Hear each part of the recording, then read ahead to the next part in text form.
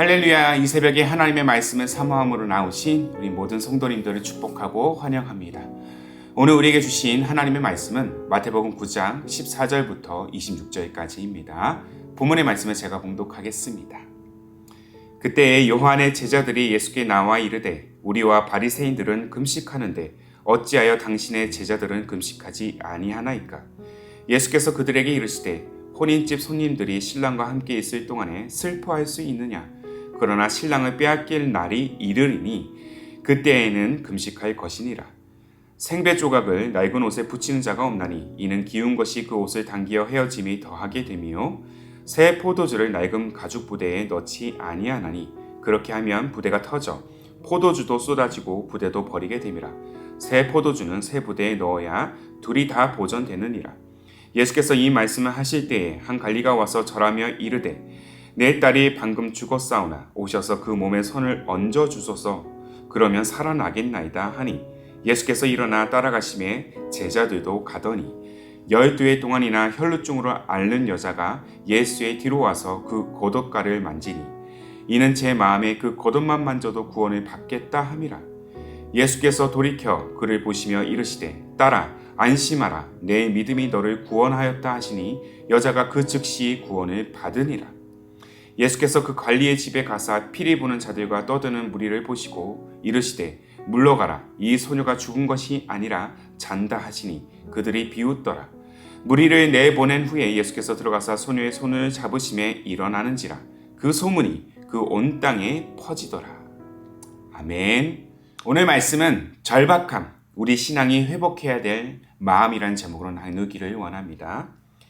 이 코로나 팬데믹 시대를 지나면서 전 세계 모든 인간들이 품었던 한 가지의 공통된 소망이 있었습니다. 바로 일상의 회복이었습니다. 이제는 대부분 이전으로의 모습을 점차적으로 우리가 회복하고 있습니다만은 코로나19 확산이 극심했을 때를 돌아보면 마스크 착용은 물론이거니와 출퇴근도 재택으로 전환이 되고 사소한 여가 생활조차 못했던 시절이 있었습니다. 무엇보다도 그리스도인들에게 가장 큰 타격이 되었던 것은 현장 예배에 대한 제한이었습니다. 삶의 한 부분은 물론이거니와 신앙에 있어서 가장 중요한 영역인 현장 예배를 드리지 못한다는 것은 많은 영혼들에게 크나큰 절망으로 다가왔습니다. 저 또한 당시 섬겼던 교회에서 빈 예배당에서 혼자 찬양을 인도하고 혼자 설교를 하면서 함께 예배하지 못한 현실을 마주하면서 많이 울었던 기억이 납니다. 분명한 사실은 코로나가 많은 사람들에게 일상의 소중함을 깨닫게 하고 또한 예배의 소중함을 알게 했던 그런 시절이었던 것입니다. 그간 우리의 절박하고 간절한 마음을 따라서 그 지나가는 과정을 지나 마침내 점점 이전의 일상으로 복귀하고는 있지만 동시에 그만큼 우리가 누리는 일상은 감사 그 자체라는 사실을 배울 수 있게 된 여정이었다라는 것이죠. 오늘 본문에서도 우리는 해결할 수 없는 병으로 인해서 깊은 절망에 빠진 한 여인이 자신의 병이 회복되기를 간절히 원하는 마음으로 그렇게 일상으로의 회복을 간구하며 그 절박한 마음으로 예수님께 나아가는 장면을 우리는 목도하고 있습니다. 본문 18절을 보시면 한 관리가 예수께 절박한 심정으로 자기 딸이 죽었으니 오셔서 손을 얹어 기도해 달라고 간청합니다.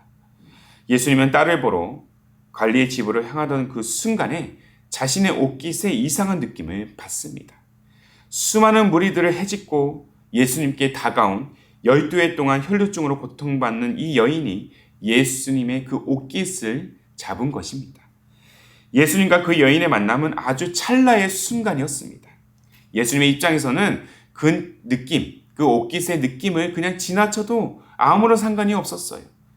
죽은 관리의 딸을 살리러 가는 그 매우 급박한 상황에서 주변을 돌아볼 그 어떤 여유가 없으셨기 때문입니다. 그러나 예수님은 당신의 겉옷만 만져도 구원을 받겠다고 한 그녀의 믿음에 크게 감동하셨습니다. 그리고 이렇게 말씀하시죠. 본문 9장 22절의 말씀입니다. 예수께서 돌이켜 그를 보시며 이르시되 딸아 안심하라, 내 믿음이 너를 구원하였다 하시니 여자가 그 즉시 구원을 받으리라. 우리가 오늘 본문을 통해서 우리가 주목해야 될 것은 12년 동안 12해 동안 혈루증으로 고통받은 이 여인이 예수님께서 고치셔서 회복이 되었다는 스토리가 아니에요. 우리가 주목해야 될 것은 여인이 가졌던 절박함입니다. 어떻게든 예수님을 만나고자 하는 그 절박함. 아니 설령 만나지는 못하더라도 오직 예수님이 내 인생, 나의 고통을, 나의 아픔을 해결하실 수 있는 유일한 분이심을 믿고 그분의 옷자락이라도 붙들고자 했던 그 주님을 향한 그 간절한 마음, 그 절박한 마음이 다른 누구도 아닌 바로 우리의 마음이 되어야 할 것입니다. 혈루증 여인에게는 어떻게든 예수님의 옷깃만이라도 잡으려는 그 간절함이 느껴집니다. 수많은 무리들을 지나치는 그 찰나의 순간이라도 그녀는 예수님을 놓치고 싶지 않았던 것이죠. 비록 예수님이 자신을 주목하지 않으신다 하더라도 그녀는 망설임 없이 예수님께 나아갑니다. 그만큼 혈루증 여인에게 있어 구원은, 치유는, 회복은 절박함 그 자체였습니다. 어쩌면 이 절박함은 죽은 딸을 살리려고 한 관리보다 더했는지도 모르겠습니다. 그래서 지체 없이 나아갑니다. 생각하지 않습니다. 계산하지 않습니다. 그저 주님만 바라고 주님만 구하며 주님을 붙잡을 뿐입니다.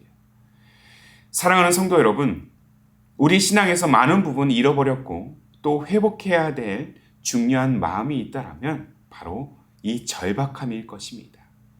오늘 예수님을 만나고자 하는 이 절박함, 오늘도 그리스도의 십자가 없이는 구원의 길로 나아갈 수 없다는 이 절박함, 이 절박하고 이 간절한 마음이 오늘도 하나님을 주목하게 하는 촉매제가 될 것입니다. 이 땅의 많은 그리스도인들이 신앙의 풍요를 누리고 있습니다. 풍요는 축복이지만 때로는 하나님과의 만남에서는 걸림돌이 되기도 합니다. 풍요를 누릴수록 하나님을 향한 그 간절함이 사라지기 때문이에요. 그래서 예수님은 지난 산상수훈에서 마음이 가난한 자, 애통하는 자, 의에 줄이고 목이 마른 자들에게 복이 있다고 말씀하셨는지도 모르겠습니다. 풍요 속의 빈곤이라는 말처럼 우리는 어느 때보다, 어느 시대보다 영적 빈곤의 시대를 살고 있습니다. 그러나 이 빈곤은 주변의 상황, 주변의 환경이 만들어낸 것이 아닙니다. 어쩌면 풍요에 끼인 채 더 이상 하나님을 찾지 않으려는 영혼들, 또는 우리 자신으로부터 이 빈곤은 시작되었는지도 모르겠습니다. 이와 같은 사실을 영성 작가인 토미 테너는 하나님께 굶주린 예배자라는 책에서 다음과 같이 표현하고 있습니다. 한번 잘 들어보십시오. 하나님의 임재를 가로막는 요인이 하나 있다. 그것은 바로 하나님께서 굶주리지 않는 자들을 결코 찾아오시지 않는다는 것이다. 하나님은 굶주린 자들을 찾고 계신다. 하나님께 굶주린다는 말은 지금까지의 삶에 하나님의 충만한 임재가 없었기 때문에 만족하지 못한다는 것을 의미한다. 당신의 모든 삶을 기꺼이 하나님께 맡길 때, 그럴 때라야 하나님께서 당신을 찾아오신다. 하나님께서는 지금 하나님의 교회를 회복하기 위해 찾아오고 계신다. 굶주려야 한다. 얼마나 굶주리고 있는가. 사랑하는 성도 여러분, 오늘 우리가 해결해야 될 시급한 과제는 다름 아니라 하나님께 대한 절박함입니다. 인생의 수많은 시험과 고통을 마주하는 자에게 부어지는 축복은 하나님을 향한 간절한 믿음에서 시작되는 줄로 믿습니다. 하나님을 향한 현재의 우리의 심정은 어떻습니까? 혈루증을 앓았던 여인과 같이, 죽은 딸을 살려달라고 간청하는 관리와 같이 절박함으로 지금 주님 앞에 나아가고 계십니까? 지금 우리 신앙에서 누려야 할 축복은 풍요가 아니라 절박함이어야 할 것입니다. 그러기 위해서는 먼저 우리는 익숙함에서 벗어나야 될 줄로 믿습니다. 어느 순간 모르게 외형적 신앙의 모습, 율법 의식으로 채워진 낡은 부대를 우리가 걷어내고 다시 내 영혼이 새 부대가 되어서 오직 주님의 은혜와 사랑으로 채워지도록 그 간절한 마음으로 고백하는 우리의 기도가 되어야 할 줄로 믿습니다. 오늘 하루 그 무엇보다 주님만을 간절히 찾는 그 절박함으로 나아가는 저와 여러분, 그리고 우리의 가정, 우리 기쁨이 되는 교회가 되기를 주님의 이름으로 축복합니다. 아멘. 함께 기도합니다. 살아계신 하나님, 오늘도 우리가 고백해야 될 것은 오직 주님만 우리 모두의 인생의 유일한 소망이라는 사실입니다. 이 사실을 우리 가슴에 품고 간절히 고백하는 기도의 삶이 되게 하옵소서. 오늘 12해 동안 혈루증으로 고통받았던 한 여인의 삶을 우리가 바라보면서 어떻게든 낳고자 예수님의 옷자락이라도 붙들기를 원했던 그 간절하고도 절박한 마음이 바로 우리의 마음이 되기를 원합니다. 세상은 풍요가 넘쳐나지만 실상 하나님을 향한 우리의 영혼은 빈곤하기 이를 데 없음을 고백합니다. 부디 우리 영혼이 다른 무엇보다 주님 한 분만을 간구하게 하여 주시고 주님의 그 다음 없는 사랑과 은혜가 우리 내면에 가득 채워지도록 인도하여 주옵소서. 이러한 절박함이 우리의 신앙, 우리 시대, 우리의 자녀, 우리 교회에 회복되기를 원합니다.